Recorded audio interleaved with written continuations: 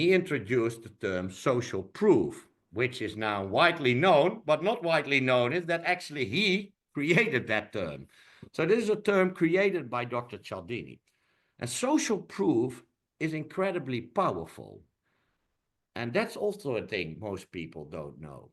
In the 1960s, there was an experiment done. It was Asch experiment, A-S-H.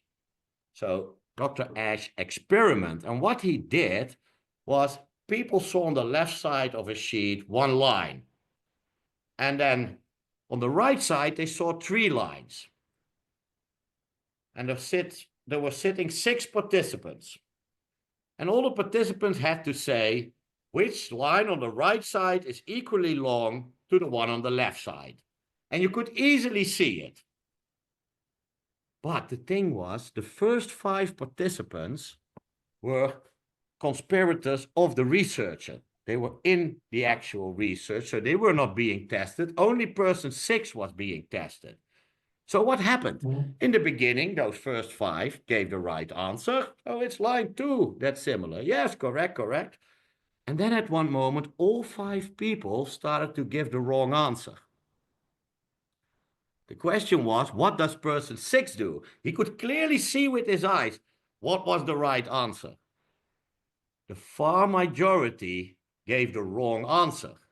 The far majority went along with the group pressure, with the social proof, instead of trusting their own eyes, which is crazy. That became a very famous experiment. But what most people don't know, that later on, and this explains why social proof is so powerful, later on, they repeated that experiment. But now people had brain scanning device on. So the same effect occurred. Most people went along with the group instead of trusting their own eyes.